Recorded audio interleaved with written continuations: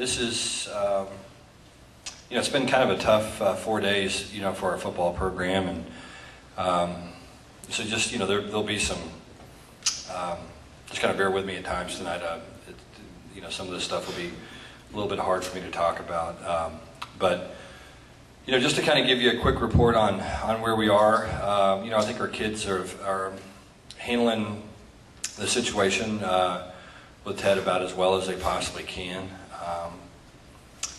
It's difficult for everybody. It's certainly unexpected. You don't ever expect a 21-year-old kid for this to happen, and so it's been hard for everybody. But again, I'm really proud of our players. I think we have a really incredible group of young men, and they'll rally behind Ted and do everything they can to honor his memory. And I know they loved him like a brother, as Jim said, and so I'm anxious to see the tribute at the end. Moving on to recruiting, it was fun for me to have a chance to watch the video because I don't see those kids sometimes in that setting, so it's fun to see them interact with each other and relax a little bit. The recruiting class, recruiting's always interesting. I'm like a lot of you guys. I kind of grew up, kind of when recruiting was just starting to take off. At that time, Max Empfinger was the recruiting guy, and so. He was about the only guy that ranked recruiting classes, and really he's about one of the few people that paid much attention to recruiting. Obviously this is before the advent of the internet, and recruiting has become such a big business, but I can remember as a kid subscribing to Max Empfinger's newsletter. And so I used to get a monthly newsletter that updated me on recruiting, and when I was following it really as a young kid, and took an interest in it, and it was really fascinating because I believed everything that Max Empfinger said. If Max Empfinger said this guy was the best running back in the country, then by gosh, he was the best running back in the country, and there wasn't any discussion. Well, as I got a little bit older, recruiting became a little bit more of a business, and they started listing players in the newspaper, and I remember the advent of the top 100 list. The Dallas Morning News used to have a top 100 list, and so I was one of those guys. I would call the newspaper and find out, when are you releasing your first top 100 list, and then it was state top 100, then it was area top 100, national top 100, and so I started following this stuff, kind of probably like many of you did, and as a fan, and it was always interesting to me. And the further I got along in playing college sports, and my dad being a college football coach and all that, it was interesting because I was probably 21 or 22 before I realized that Santa Claus wasn't real, and Max Empfinger didn't really know who the best players were in the country. Sometimes the guys he said were the best actually didn't turn out to be the best. And so that was, right up there, as I said, the day that I discovered that there really wasn't a Santa Claus and a Tooth Fairy and all that. But that's recruiting. The funny thing about recruiting is, you can take 10 of our coaches and put them in a room, and you could put a recruit on the board, and all 10 of us could watch them. And these are guys that have been doing this for, it's their life's work. They do it. They look at kids 8 hours, 10 hours, 12 hours a day, and have done that really, 20, 30, 40 years in some cases. And it's difficult for those 10 guys sometimes to agree on a recruit. And so, you think about the NFL draft, and you think about the amount of money that people are investing in those players, and you think about the amount of information they have. They're going to have, 3-4 years of film, of college film. They're going to have, interviews with strength coaches and trainers and people that serve them, lunch in the cafeteria, and equipment guys. And they're going to have a combine where they test them and weigh them and body fat them and give them psychological exams and, all the prodding and things that you can do to another human being. And then they're still going to bat about 50%, and that's the way this thing works. And a big part of it is because, it's really hard to measure passion. And I think at the end of the day, when you sit down and you say, what makes a great football player, the great ones I've been around all have one thing in common. They had a passion for playing the game. And some of them were small, and some of them were slow, and some of them, had varying skills. But the ones I've been around that have been the truly great ones had a passion. And when you can find someone that has a passion for the game and also has talent, and especially elite talent, then you have somebody who's really special. And as I said, as you set out in college football and you start recruiting high school kids, there's maybe 25 or 30 of those kids that are really, can't miss prospects. And then after that, there's a lot of speculation. And so the thing that we try to do in recruiting, we're a little different maybe in some cases than some people are. We are, we're deliberate and we're slow, which can be a little frustrating. It's a little frustrating for me at times because, the process is we try to make it where if we offer somebody a scholarship, it means we really will take their commitment. And so, those of you that follow Twitter and recruiting and Twitter and on the internet, you're going to see some schools have offered, 150 kids.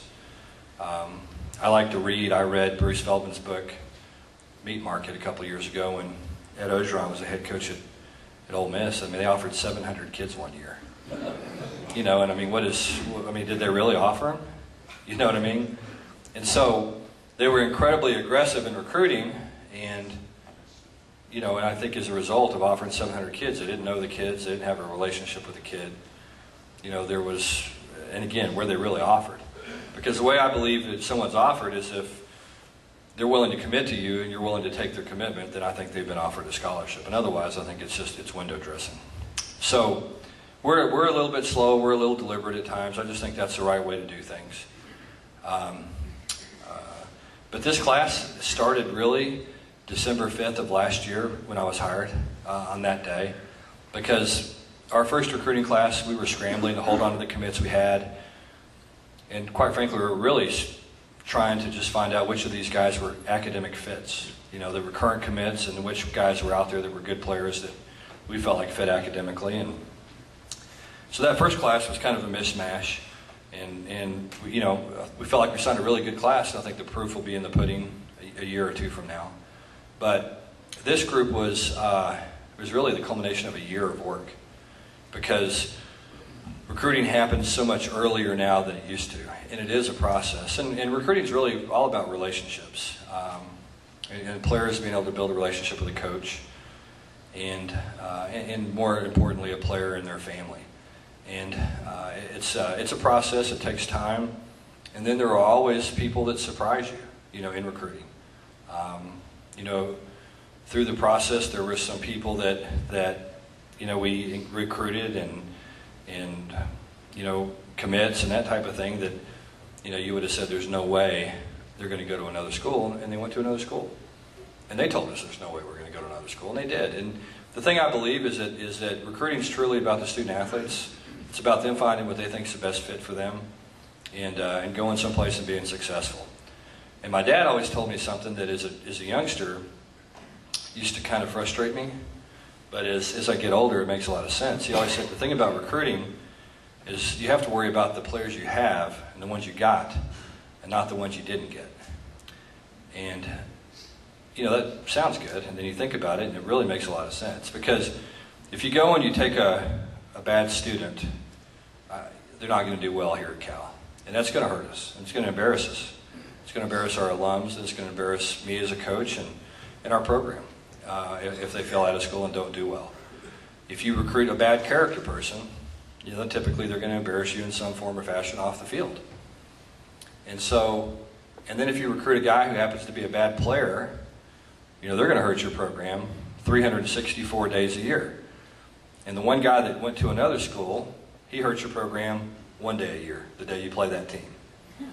And so that's it. And so I think if you think about it, recruiting is really about the guys you get and making sure you get the right guys that have the right work ethic, that have the right team attitude, that have the what you're looking for in a program.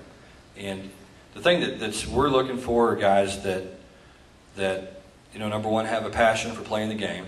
Number two, that we believe can succeed and thrive academically here at Cal.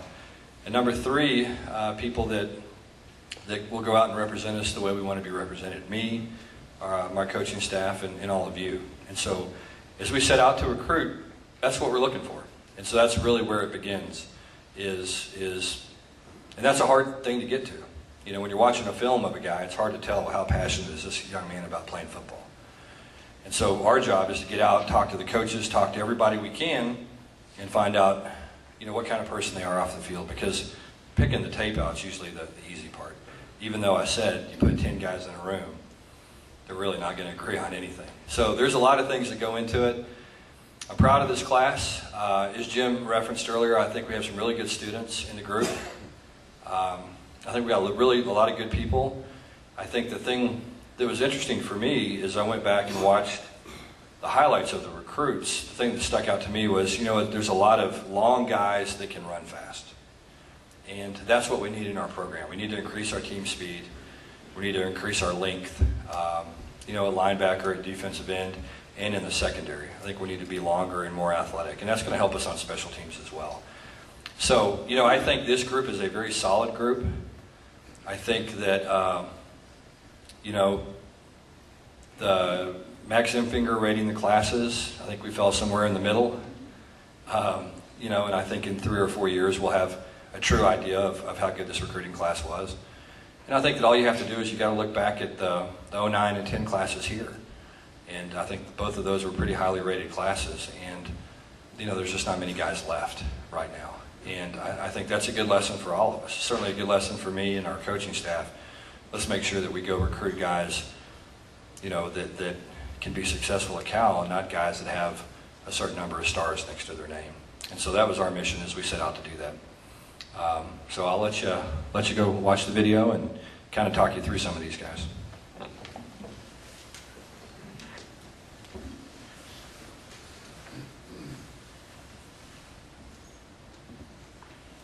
Okay, start with DBs. This was, we signed a lot of DBs last year. This is Sam Atoe. The good thing about Sam could be an outside linebacker or a nickel. Sam's about 5'11", 220 pounds. He's College of San Mateo. He's Trevor Kelly's roommate. The thing I like about Sam is, he returns kickoffs, he covers kickoffs. Very versatile football player. As I said, for San Mateo, he played some inside linebacker, some outside linebacker, some safety, just versatile. And you can see what he can do is he'll run, hit, accelerate, and this kid loves to play football. That's the thing that stood out about him was I liked him on film, and then I met him, and I really liked him. I just love his attitude. He's got a vigor for life. Can play a lot of different positions. Very versatile guy. So. And very strong, very physical. So that's Sam Atoe. Okay, Quentin Tartable. Quentin's a kid that came to our camp. Pretty interesting story about Quentin. If you notice on these highlights, Quentin's playing linebacker on all these things. And Quentin's not big enough to be a linebacker. So he came to our football camp and we explained that to him. We said, look, you make every tackle on the field. You're all over the place. You got a great sense of finding the football. But, I don't know if you can play safety because I don't see you do things that safeties do. So he came to our camp and we worked him out and saw him backpedal, saw him transition in and out of cuts, saw him play the ball, saw him do all the things that a safety has to do. And then what he was is he was very productive. And you're going to hear me use that word over and over and over again. We want to take guys that are productive, that are successful high school players. They become successful college players, and then successful college players go on and become successful pro players. And it's not about height and weight and speed. It's about making plays. So that's Quentin Tartable. Excited about Quentin. He's got a chance to be a big kid too, probably a 200-pounder and got a good frame. Okay, this is Darius White. This was a kid who was, at one time, was committed to Kansas State, who has, been pretty good at picking junior college players through the years. He's from Mississippi. He's a big, tall, long cornerback. those are really hard to find, and we haven't, quite frankly, had one in a while, at least certainly since I've been here. And so you'll see he's very athletic. He's got quick feet.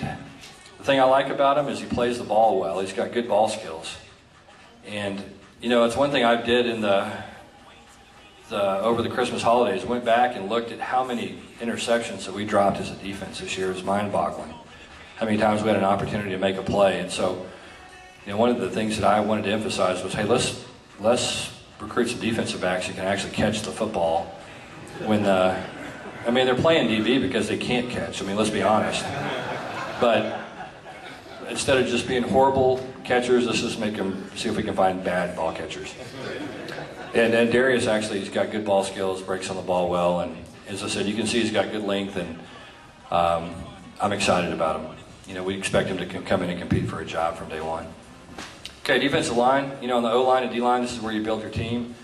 We needed some experience. We've got some good young players, but we needed some older guys. So this is David Davis. David's an inside tackle who is not the longest guy in the world. He's a grinder. You know, he's a guy that's going to play really hard. He's a very good student. He's going to compete hard every day. He's going to give you everything he's got. You know, he's going to be about 6 feet, maybe a half inch. Going to be, you know, right at 300 pounds. And it's going to, you know what you're going to get out of him. And so, you know, I like his character. I like his effort. He's a strong kid in the weight room. You know, I think he's another kid that's going to come in from day one and give us some depth and give us a big body inside. Okay, Jonathan Johnson, you guys saw the interview. The thing that stands out about Jonathan is we've got to get better at rushing the passer. And so he's a guy that can rush the passer. I think you'll see him, he's explosive, he's long. He was probably, of all the guys we looked at, Coach Sasheray's here, coached our defensive end this year. Coach Sasheray recruited Jonathan, and we looked at every junior college defensive end in the country, and we felt like he was the best pass rusher that we saw. So we were fortunate enough to be able to go out and recruit him. He's got good length, he's explosive, knows how to use his hands. You'll notice his hands are, he does a nice job with his hands, getting the offensive lineman's hands off of him. And then he's athletic enough to be able to change directions and run and make plays. The thing I liked about him, he played with a lot of enthusiasm. You know, he was always exciting and is a guy that brings energy to our program. I think you guys are going to like him. He's going to be a fun guy to watch. It's Trevor Kelly. You saw the interview with Trevor earlier. Trevor's a big dude, 6'2", 305, very, very, very strong. I think you're going to see him throw around offensive linemen, you know, consistently. That's kind of what he does. You know, he's just a strong, physical, tough kid. I really like him. He's come into our program and fit in very well. He's a complete 100% blue-collar, tough guy. And that's what we need in this program. And as I said, very, very strong in the weight room. One of our strongest guys. See him throw those guys around. It's kind of fun. So that's Trevor Kelly. Kennedy Amisabi. Coach Sasheray recruited Kennedy as well. Kennedy's a lot like Jonathan, kind of a high school version of Jonathan Johnson. Kennedy's probably 245 pounds right now, 6'2". Kennedy's a really good student, really smart kid. You know, I like this kid. I thought he was under recruited. You know, just because I'm not sure people realize how big he is. He's really a big guy, and very athletic, and can make a lot of plays. I'm excited about him. As I said, really a smart kid too.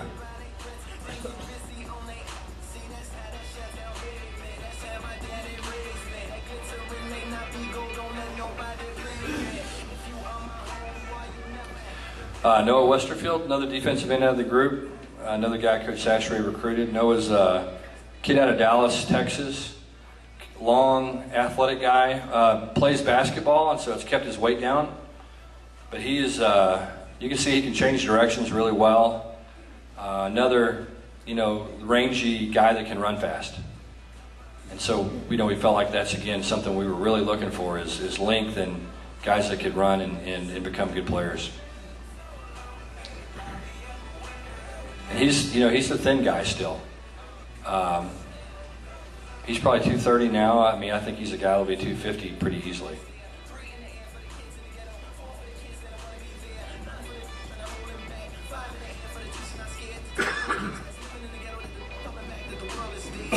Another really strong student. Okay, linebacker. This was an interesting group. This is Hamilton, Anoy, I believe, Anoy. Hamilton's a guy that we got on a little bit late. Really like the way he plays. He's long. He plays safety here at 220 pounds. And watch him run and hit guys.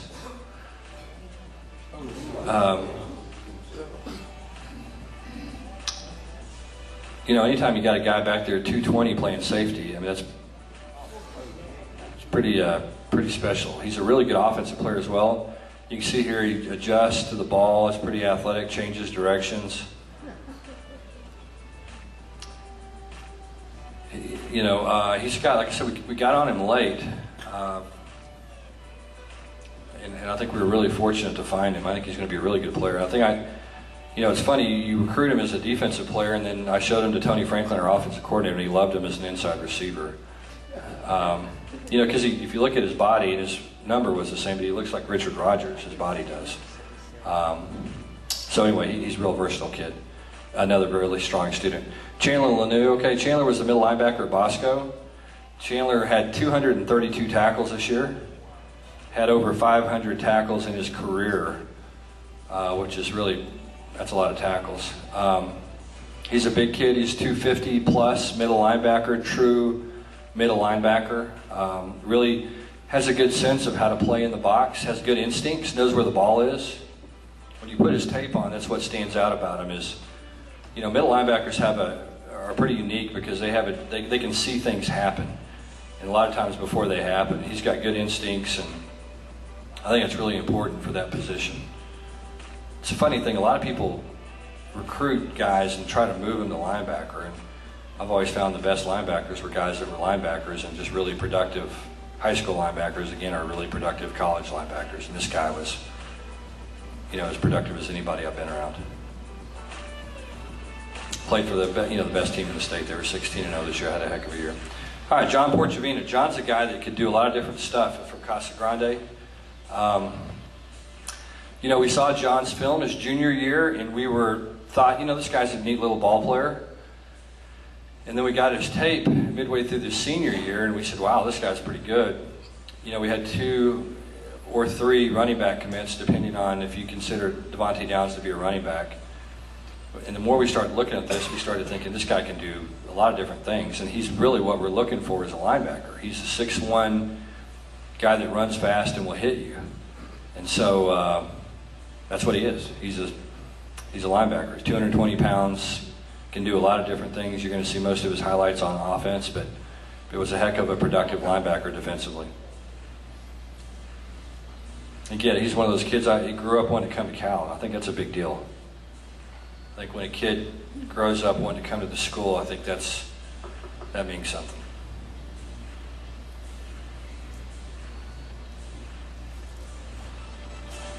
Again, tough guy. I mean, just tough, physical, productive, long, and can run. That's a lot of guys in this class, so that usually means good things are ahead.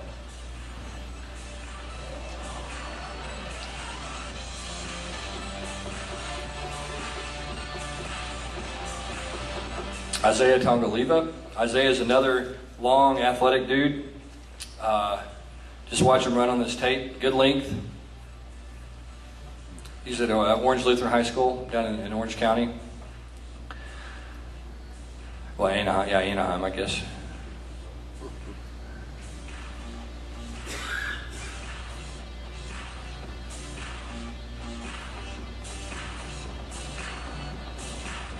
The thing I like about him is you can see he's athletic. I mean, he transitions well in and out of his cuts. When he makes a decision on something, he gets there quickly. Very, very good student. I believe wants to be a biology major and go to medical school.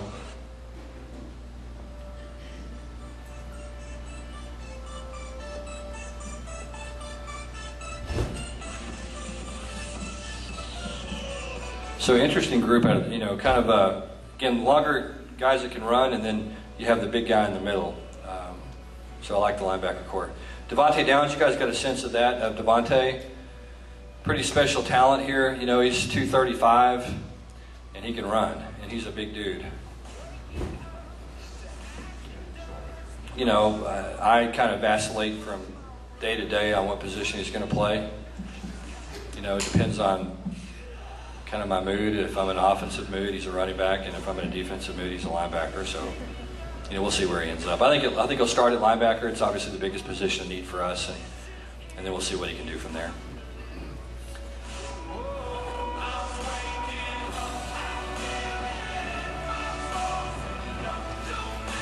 But again, kind of fits the theme of long, athletic, really good student, tough. Just exactly what we're looking for.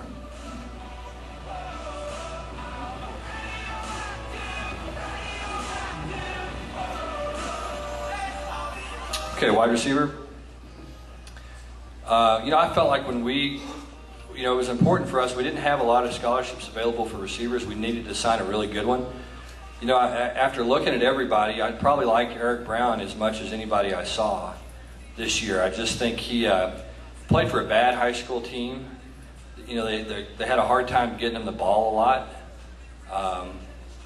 But he's long, he's athletic, he's got good ball skills. Rob Likens went and watched him practice and play in a couple of games just because he was hard to get an evaluation on, because they just had a hard time getting him the ball a lot. But he's really athletic, like I said, good, adjusted the ball well, and I think everyone came away really impressed and thought this guy's got a lot of upside. Just kind of the consummate receiver. He's got enough size. He's going to end up being a big kid, and really understands how to run routes and timing and spacing and all the stuff that good receivers understand.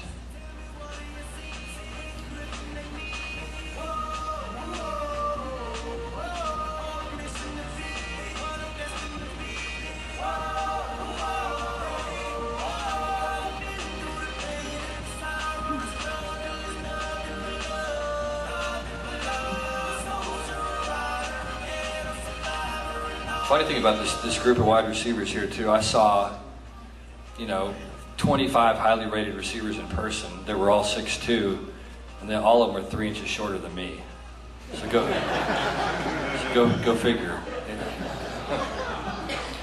But he's actually 6'2". Okay, this is Cameron Bennett. When we set out, when our offensive line, the number one thing we said we wanted to do is bring in tough guys that like to play football and finish, okay? And by finish, we mean like take guys in the ground and like grind their face in the dirt and that kind of stuff. And you'll watch them here. I mean, there's a lot of guys getting their face ground in the dirt with he and Michael Traney and Dominic Granado. So we needed to get tougher. We needed to get more physical. We wanted to get guards who were just kind of our blue-collar type of guys.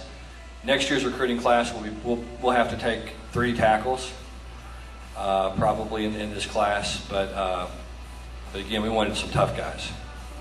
So we thought he was one of the tough guys. Strong kid in the weight room as well, another really solid student. It's Dominic Granado, junior college player, Golden West. Same thing with Dominic. There were some tackles out there that we played around with and we thought were a little bit more athletic, but we didn't see anybody that played any more physical or any tougher than this kid did. So, we felt like we needed to bring in somebody who would compete at the right tackle spot, and we think he's got a good chance to do that. Again, we like his toughness and the way he played football. He's real competitive, and like I said, played with a chip on his shoulder. Funny thing about offensive tackles in junior college is you get all these huge 6'7" guys that are projects. Well, the problem is most of them only have 2 years. So about the time they can play, they're gone. And so we thought he was more ready-made than a lot of other guys. Okay, this is Michael Traney, another tough kid.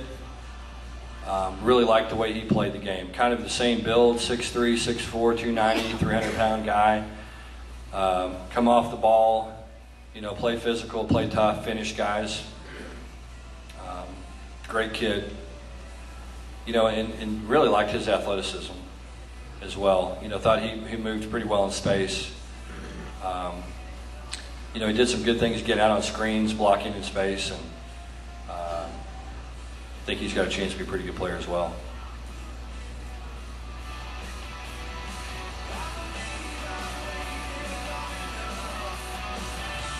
The O-line highlights are never real exciting. It's kind of big guys like falling down and stuff. But.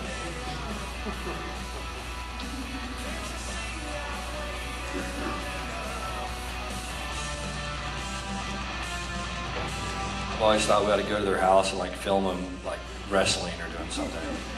Show those highlights instead of their plays. It's Michael Traney. Okay, running back. I think this was obviously a need of ours. I feel like we addressed it. Vic and Were, big, strong, physical, downhill, hard-nosed runner that's very athletic as well. And when Vic's 6'2" and probably 225 right now. So we need to get bigger at running back. We had some struggles this year in short yardage situations. And part of that was blocking, and part of that was getting a guy that could run downhill. And this kid's only played 2 years of running back, so I think he's got his best football in front of him. You see, he's just kind of long, rangy, athletic guy. I think when it was all said and done, he had probably 60 offers, I'm guessing.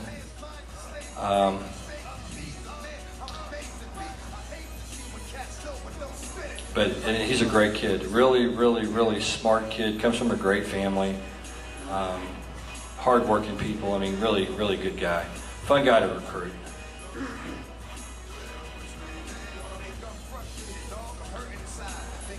Just same thing. I'll use the word again. He's very productive. He got a lot of yards. Scored a lot of touchdowns.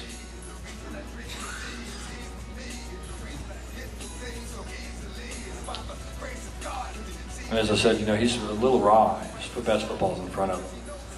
Trey Watson, not much you can say about him in terms of production. Over 3,700 yards rushing, 50 touchdowns. I talked about this before. The guy had a 500-yard rushing game, which I don't even know how that's possible. He had a 500-yard game and 2 400-yard games. I remember 100 yards was a big deal. I remember when I played running back, 40 yards was a big deal.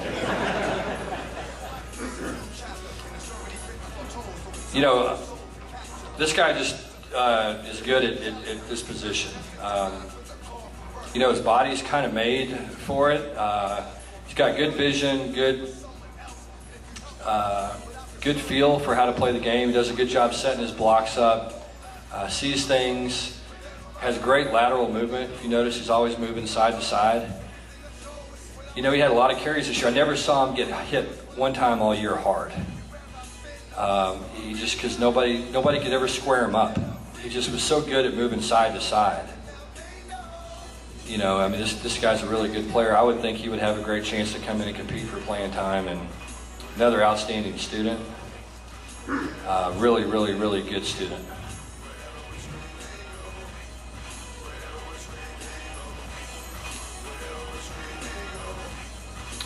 Just always moving side to side, but does a great job of getting vertical when he needs to, getting up the field.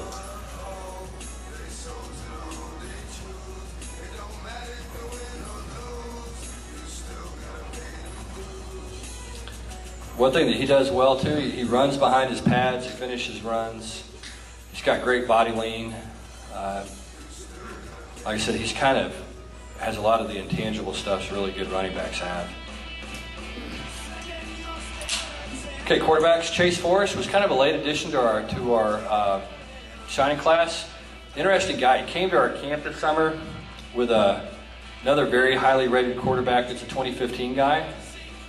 And we thought he outperformed that guy at our camp. You know, we weren't sure if we were going to take two, and we started looking at our numbers at quarterback, and we felt like it was really important to do that, just because, you know, how quarterbacks are, there's only one starter, and a lot of times you have a hard time holding on to guys behind them. And so we felt like we needed two just to make sure that happened. Chase ran pretty well at our camp. Really felt like he really threw a great intermediate ball, had a nice release, quick release, showed good lateral movement at camp as well. Really mature kid, he's 6'3". And you can see he's got some good athleticism as well. You know, for some reason, hadn't figured it out why, wasn't that heavily recruited. You know, had some stuff at the end, Vanderbilt, Washington State, that kind of stuff at the very end, but I think he's a really good player. I was surprised, like I said, that more people weren't on him. Luke Rubenser, quarterback that committed to us at our camp this summer. You know, we just love his moxie. Tough kid, winner. You know, Gatorade State Player of the Year. All this stuff. Set a national high school record. Completed 71% of his passes over his high school career, which I don't even know how that's possible. And the weird thing about the offense he played in, he didn't throw that many screens. Usually a guy completes that many passes. It's 20 screens and a out route. You know, he was throwing posts and curls and getting the ball down the field a lot of the time. So to complete that high percentage of his throws is really pretty remarkable.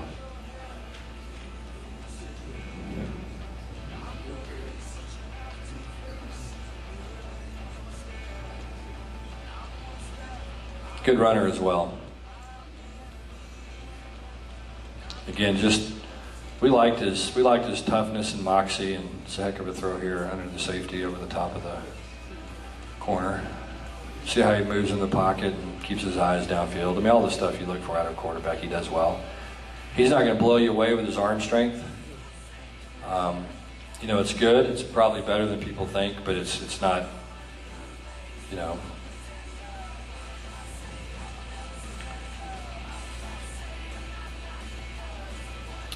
Luke Rubenser. Okay, that's the group. Again, if you look at it, long, athletic, productive, productive group. And so, there was some guys, obviously down the stretch that we were able to close and get some that were committed to other schools, kind of flipped over to us. And there were a couple through the process that other schools got that were committed to us that they flipped. That's recruiting, and it happens more now than it used to because kids commit earlier now than they used to. Guys tell me all the time, like for example, there's 2 or 3 guys that have committed to schools now that, I'm in contact with them, and I'm like, why do you commit to X school? And they said, well, I just wanted to make sure I had something. And I was like, it's February of your junior year. Hey, come on. And so sometimes you wonder who's giving guys advice in recruiting these days. I don't know who is. They clearly need some at times, but recruiting's a very interesting thing to follow, and as I said, I think it's really fascinating. And the way you measure a class, I think, is after 3 years, you say, okay, how many guys are still here, first of all? And I think all these guys we've signed in the last 2 years, most of them at least, are going to be here. And that's certainly a step in the right direction. And then how many of those guys are going to, improve? And that's up to us. We decide who we're going to recruit, and that's obviously important, but something that never really gets talked about that much is player development and how critical that is to your program. And that means, developing them in a lot of different ways, but your strength and conditioning program and then us teaching them skills and putting them in a position to go out and improve and be more successful, and that's part of the process, and again, a big part of it. So again, that's the 14 recruiting class, and Jim, I'll take questions now, I suppose. one thing I forgot to add too is that a lot of the previous classes the Cows had, the top half of the class has been real strong, and they've closed out taking a lot of physical or academic risks. This year, a lot of the guys who they offered late and got late were guys that were better than the ones that were recruited early, and all strong students too. So that was a real pleasant end of this class. Yeah, I kind of agree with that. And you know, it's interesting because what happens is, and again, I hate it, but it's part of our game that we have to go through. Is I don't like early recruiting. You know, I think it's the downfall of a lot of great programs. I mean, I think it's quite frankly the big part of the reason Texas failed is they took 25 guys this time, and sometimes those guys never got any better. And a lot of these other players really grew or improved or had a chip on their shoulder and really worked harder than those other guys and became better players. And they're sitting there with 25 commitments going, I'd like to trade 20 of these guys, you know, but the fact is we took them all. And that happens sometimes, and that's a really good point. I mean, some of the best players in this class, I think, were guys that we got on kind of late. Now, we'll see how that plays out, but I think that's the value of not taking too many early commitments. I'm like everybody. I mean, I like to be able to stick my chest out and say, you know, we got 20 early commitments, and we're number one. And Max Empfinger, if he's still alive, we're number one in his, you know, recruiting deal. But you know, I'd rather be number one on January 1st, and so that's our goal. All right, let's take some questions. Just raise your hand. I'll be running around with the mic. Hi, I'm Bob Palacci from Hercules. First of all, thank you for coming tonight, and thank you to your staff for all the work they're doing. Thanks. My question is, how early do you identify these guys? Do you know them as freshmen or sophomore? How's all that work? Yeah, you know, sometimes you do. There used to be secrets in recruiting. The internet's, you know, there's not any more secrets about anything anymore. I find out a lot of stuff about my wife on the internet.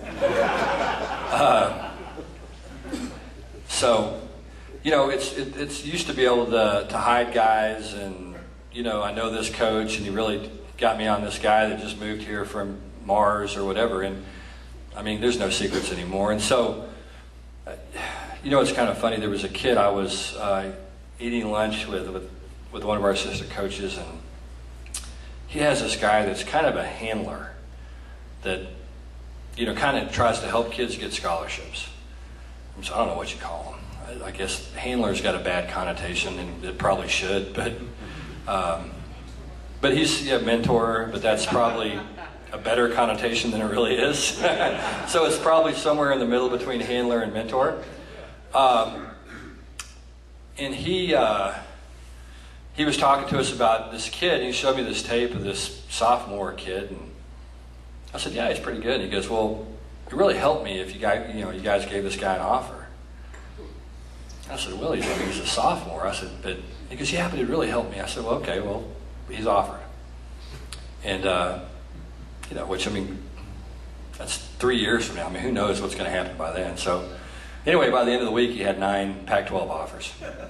So we offered him just kind of as a favor to this guy. Well, of course, we offered him. I mean, immediately, you know, we offered him at 11. At 11:05, it was on Twitter. By 11:30, he had 5 other offers.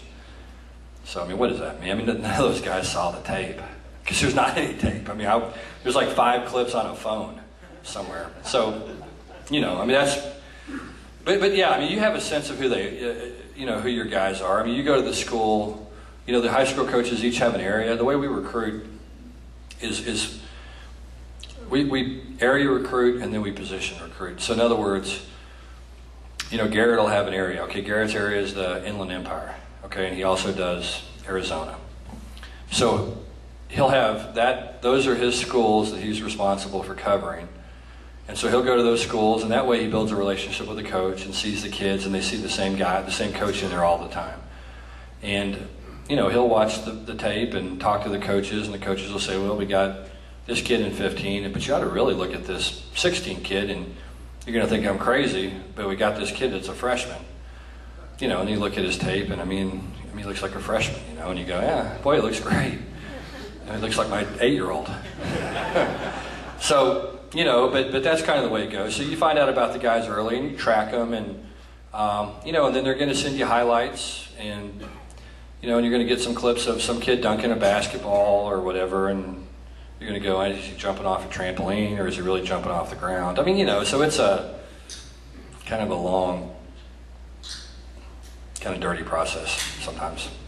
But we get on them early. I mean, but we're not going to offer 8th graders or any of that. I mean, we're going to, you know, I'd read about some quarterback all these schools that offered. And we're not doing that. Sonny, Jeff Patmont, thanks for coming out tonight. 2 questions, I'll ask them both now so I don't have to ask for the microphone back. The first one is, I remember coming to one of these events in Orange County last year, and you know, we had kids like Jared Goff and Darius Allensworth who were kind of more highly rated, but I remember you saying, you know, we've got a kid named Cameron Walker who's kind of small, but he's really, really good, and this is a kid that I love a lot. Do you have anybody in this class that kind of rings your bell sort of the same way? That'd be my first question. The second one would be, well, I'll let you answer that one and I'll get to Okay. Yeah, you know, the interesting thing about Cam is, I mean, Cam really shouldn't have been playing. You know, I mean, Cam was a guy that you know, had no business playing this year. He just had to play, and he did a heck of a job, and I love him, and he competed.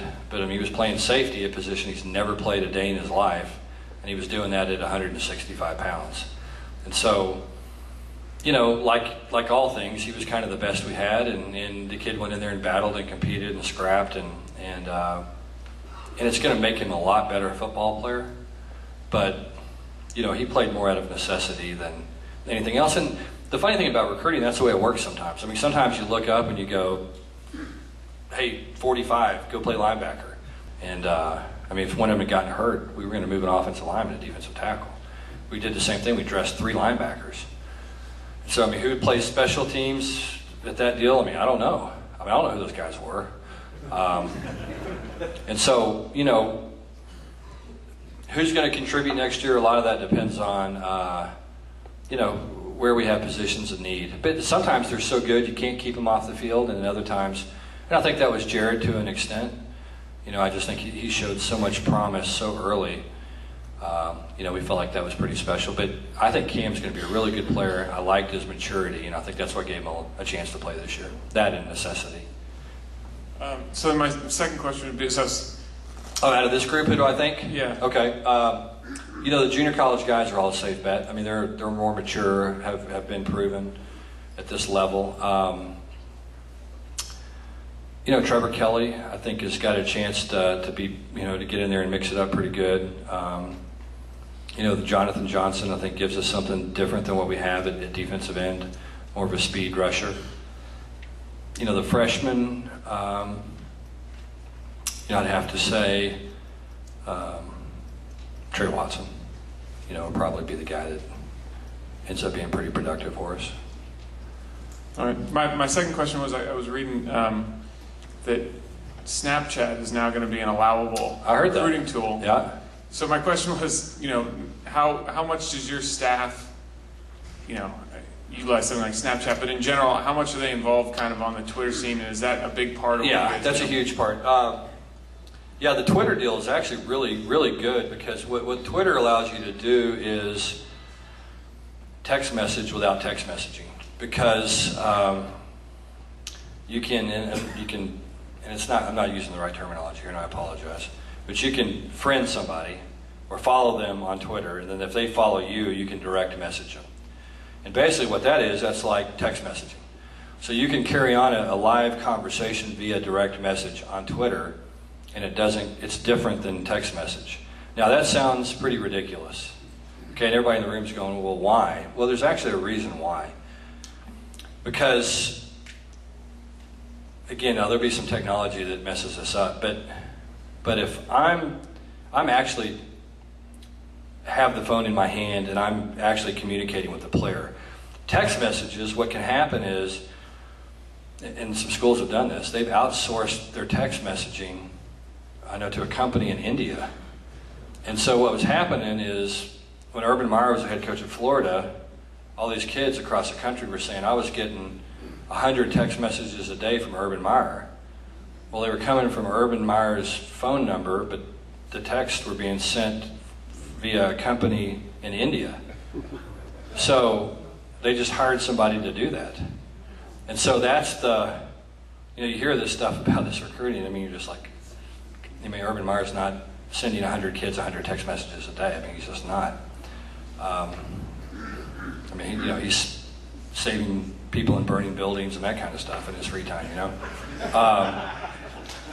But that's, so, that's the good thing about, and that's why there's a difference between instant messaging somebody on Twitter and text messaging. And we use social media all the time. I mean, that's, if you don't, you need to get into another business. That's what these kids are into. That's what they know. So, we're always looking for ways to be more creative and inventive in social media. So, it's just the way these guys communicate. So it's the way we have to communicate with them. And like I said, if you don't, then, get into something else. Sell copiers or something. Questions? I know there's more questions out here. The Michael Sam story. I was kind of struck by the reaction from everybody who spoke, on the record was very positive about it. And there were all these NFL officials who were anonymous who had all kinds of negative reactions. So I'm just wondering what you think the reaction would be if there were an openly gay player at Cal among coaches and players? Yeah, I think first of all, there has been. I don't know that there's been one openly, but there has been somebody that's played at Cal, and I've coached somebody that is, and that's the world we live in, and that's, I think tolerance is something that, and tolerance really isn't the right word. Acceptance is something that I think is the most valuable lesson that we can teach our young people, and so, I think that's where it's headed. And I think he's going to be the first of many, and and I think that's fine. I think that's, I think people, student athletes, football players in particular, there's a certain machismo associated with it, but I think underneath that, most of these guys are incredibly accepting, passionate kids that, just want to be part of a team and be supportive of their teammates.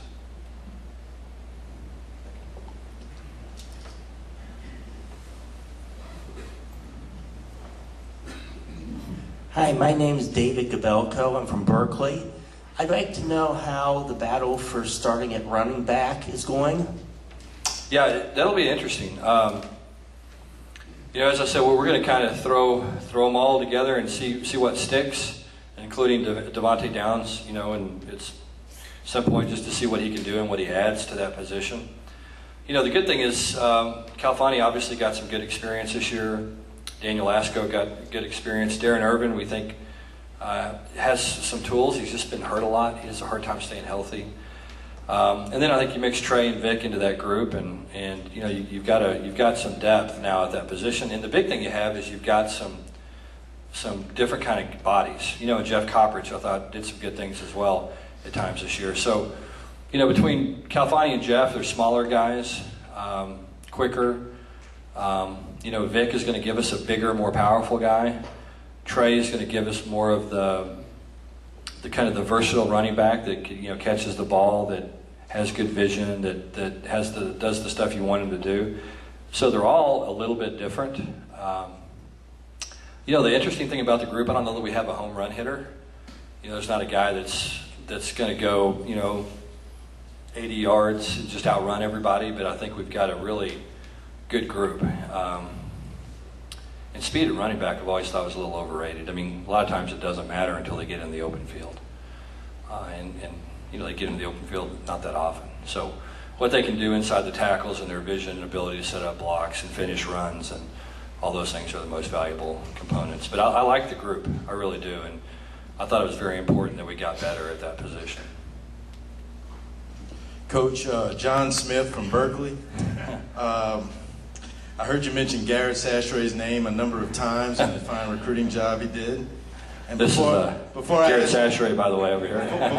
before I ask this question, I want to say how handsome brilliant you are, and your most appealing asset is your generosity. Yeah. So I'd like to know if Garrett Sastre was up for a raise, let's say 3 to 4 times of what he's making now. And so I'd like your comments on that, please. Thank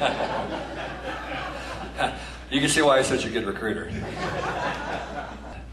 Like, just kind of give you a couple of specific examples. I was at Arizona, and we played Nebraska one year in a bowl game, and they had Ndamukong Suh up front, Jared Critch up front, and those guys were so good. We'd come out in tight end set, and Coach Sastre was actually there, and he called the whole game, by the way. It was the only shutout I've ever coached in. That was the one time in my career I didn't call the plays, he called them all. He was our running back coach at Arizona at the time. But we literally, we could line up in a tight end set, and there were 6 of our players to block 4 of their players. We couldn't do it. And so that allowed them to play coverage on the back end and double our guys and jam our inside receivers, and their strength was at defensive tackle and corner. And so, really, literally, we had no answer. And so, that's the funny thing about defense is if you look around the NFL, in college football, if you play a really good passing team, they want you to blitz them. That's just what they want you to do. The good thing is in this league, we don't play that many great passing teams. There's some teams that throw it pretty well. And again, by watching our games this year, you wouldn't know that's the case because they all look like they threw it well. But in terms of sophisticated passing teams, there's 2 or 3 in this league, and then the rest of them are just kind of throw it a little bit, just enough to get their offense going. So, we'll see what we have. We'll see, can our corners play man? If our corners can play man, then we'll play more man. And I like playing man in third and short and medium because the windows are smaller in man coverage and allows you to pressure the quarterback a little bit more. But it all depends on who you have covering and what can they do. And so that's the funny thing about football is you gotta, Art Coffin will do a really good job evaluating our players through the spring, figuring out what we can do, and then building our defense around what we can do. So, the answer is I don't have any idea at this point. Coach, I got 2 questions. My name is Jim Davis. First question is, what position is Andy Boo going to coach this year? I don't know yet. We're kind of still seeing how all that plays out and how the staff comes together. We'll probably have our finals. We'll make some announcements regarding our staff probably in the next 2 weeks, kind of make our staff assignments where everybody's coaching. We'll probably announce some additional titles maybe for some guys on offense. And so all that will come out in about the next 2 weeks. Okay, second question.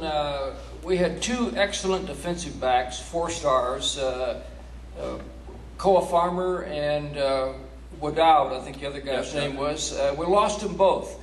Could the change in defensive coaches late in the season had an effect upon that? Could we have kept them? Wadood had actually been committed to somebody else before he was committed to us. So he was apt to change. He had done it before. Wadood, in my opinion, was going to be hard to hold on to with the kind of season that we had. I think if we win 6-7 ball games, we keep Wadood. Again, I'm just being as honest and frank as I can be. I think given the season, it didn't matter. We could have hired, Pete Carroll to be the defensive back coach, and I'm not sure it would have mattered with him. Farmer was a little different. I get asked about this some, so I'll kind of take you through the coaching changes. We got done with the Stanford game. The bad thing about coaching college football is typically when the season's over, you can sit down and you can start evaluating things. Well, we went on the road immediately to start recruiting. And so, between recruiting and I knew obviously we had some issues defensively that we had to address and some things we had to fix. And so, I took all the film. I'm talking every game film, every practice film, every spring practice film, drill tapes, one-on-one session, every single film that had a defensive player on it, and took that over the holidays and watched it. And the big thing I wanted to do is just see if there was improvement, and just say, okay, did we get better? That's what coaching is. It's taking a group of players and then getting them better. Well, when you looked at our performance in Northwestern and you looked at the end of the season, it wasn't very good. And you say, well, they regressed. And then you say, okay, well, we had 130 something missed starts due to injury. And so some of that's, you can put on that. So what I had to do is I had the chore of really going through there and trying to figure out what happened. And, and for me, defensive football is about lining up correctly and playing good fundamentals. And then if you do those two things, then, your players get better. The more reps they play, the better they get. And so it took me a while to go through all that tape, and, right around, right after Christmas, rather, I kind of decided I might want to start talking to some people about making a change defensively. So the first thing I had to do was stick my toe in the water a little bit and see if I felt like we could upgrade, and then made that decision. And so it was a process. Thought we had a defensive coordinator hired 2 weeks before we did. Thought Art was coming. Art was my first choice. I interviewed probably 5, 6, 7, maybe 8 guys, either in person or on the telephone, and then I met with some guys at the national convention as well, and was going to get Art hired about a week and a half, 2 weeks before I did, and then another school started talking to him about a job as well.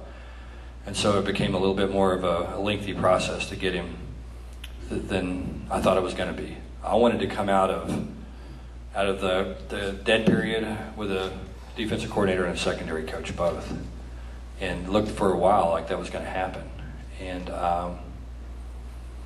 And both of the guys that we were going to hire, had some other opportunities, and it took a while.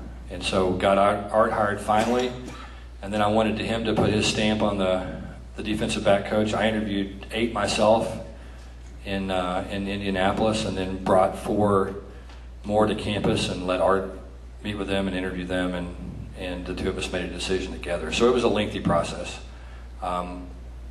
As I said, I thought it was going to be done by really that second week in January, and that was the plan, and how that goes. Sometimes you get wrenches thrown into that. And so it went a little longer than I wanted it to. Now, had we had a guy, I think there's, again, being quite frank and honest with you, I think had it gone differently, there's a chance we could have held on to Koa Farmer, which, that would hurt. He could have been committed to us for a long time, but that's recruiting. And Coach Dykes won't mention it, but one of the teams going after Coach Kaufman was a top 10 team, so it wasn't like they were competing against little average programs out there. Yeah. Hey, Coach. Brian Rodriguez. First of all, we all wish you a lot of luck this year. We're with you, believe me. Thank you. 2 things. Could you tell us what we're going to see different this year out on the field? What do you give us some sort of, speculate a little bit for us. And second of all, could you talk a little bit about the kids returning from injuries, including our quarterback? Right. Yeah, hopefully, more points by us, less points by them. That's the main thing. We got to play better football. Last year was a train wreck. It was we all the stuff that you look at and you say, what makes you successful. We were bad at all of it. Third down, red zone. Third down defense we were bad. Third down offense we were bad. Red zone offense we were bad. Red zone defense we were bad. Turnover margin we were bad. The special teams that matter we were bad. We just weren't very good. And so, that's we got to improve all those things. But the biggest thing, to me, and the way I see it, is we got to. At times last year I was really pleased with the way we competed, and other times I just felt like there was a little bit of the here we go again mentality.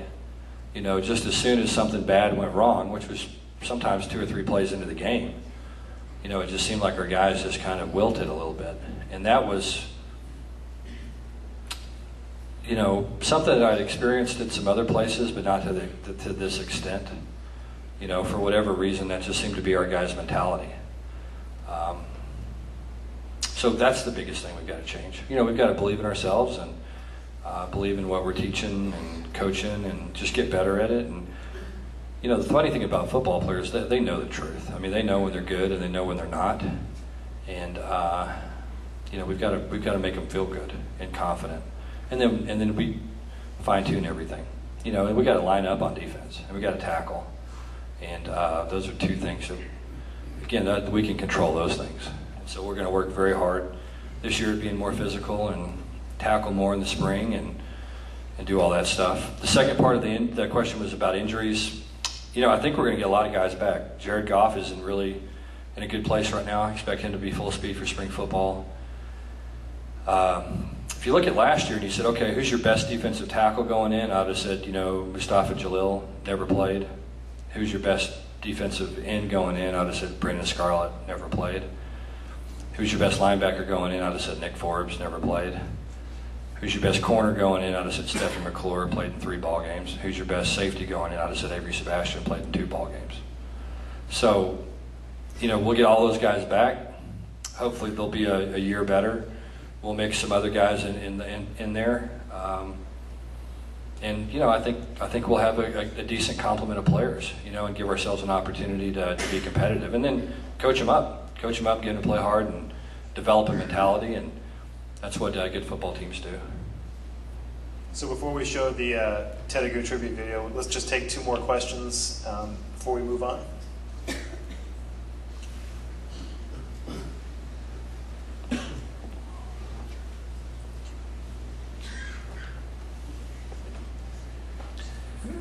Mark Crono in Alameda, and thank you for all your information. And we've been season ticket holders for many years, and we're hanging in there. Thank you. Keep hanging in there. You bet. Question I have are 2. One, how's the offensive line looking?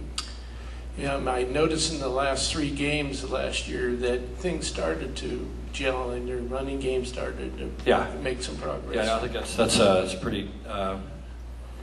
It's a good job of kind of noticing that. That group is really young. When you go back and you look at it after, we lost Matt Cochran relatively early. We lost Chris we lost Chris Hadcock, season-ending injury, and we had a couple of injuries in there early, and then made some position changes and got Chris Barreo in there, and really felt like by the end of the season, Chris was our best offensive lineman. So that was really encouraging. He was a true freshman, kind of had the attitude and demeanor that we like our guys to play with, and was really strong. The group was surprisingly weak.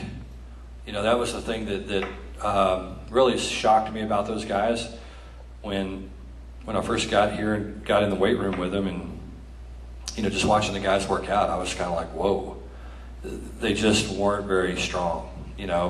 Don't know why, doesn't really matter. The fact is they weren't. And so they're stronger now than they were. That's been a big point of emphasis for us is developing their strength, making the weight room much more competitive environment for those guys to go in and compete every day and get better. So they're bigger, stronger, have a better sense of how to play. I think that group will be a lot better. Still going to be really young. I mean, if you look at it, Stephen Moore was a freshman.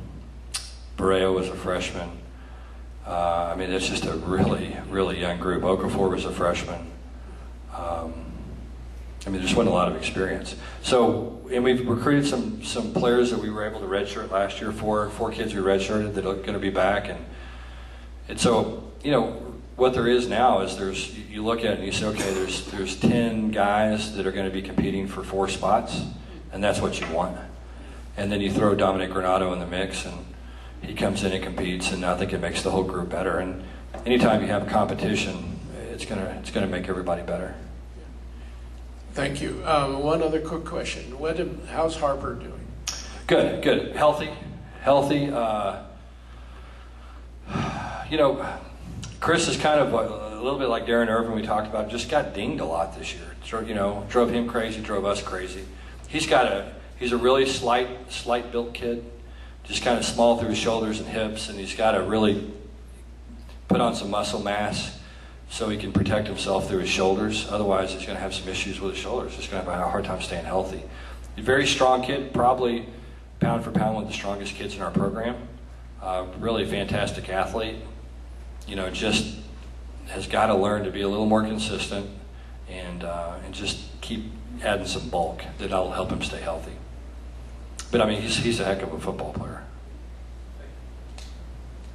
Hey, Coach. Okay. Yep. My name's Kenny Leung. I'm from Oakland.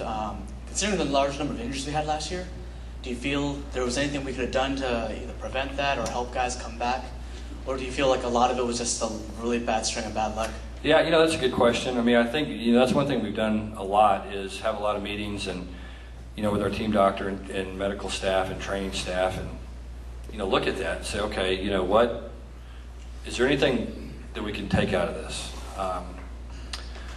And the interesting thing was when you look at it, you know, shoulders and soft tissue injuries are the two things you can attribute something to normally. You can normally say, just like I was talking about Chris Harper, okay, we have this high number of shoulder injuries. Well, that means we've got to do a better job of building strength and mobility in our shoulders and et cetera, et cetera, et cetera. Well, we had actually a very low number of shoulder injuries.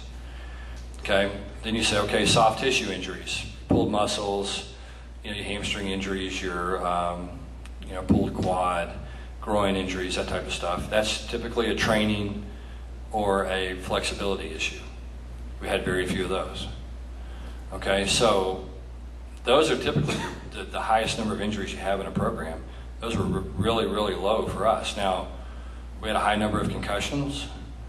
We had a high number of ACLs, crazy number of ACLs. We had a high number of injuries that happened a year earlier, that there were some complications from the surgery, like a Brandon Scarlett, he could never play, like a Sonny could never play. We just had a lot of those type of things. And then we had some just really unusual things. You know, I've been coaching 16 years. We've never had a lineman tear his ACL in practice, and Chris Adcock tore his ACL in practice. I've only seen one other Achilles tendon injury. Avery Sebastian had an Achilles tendon injury.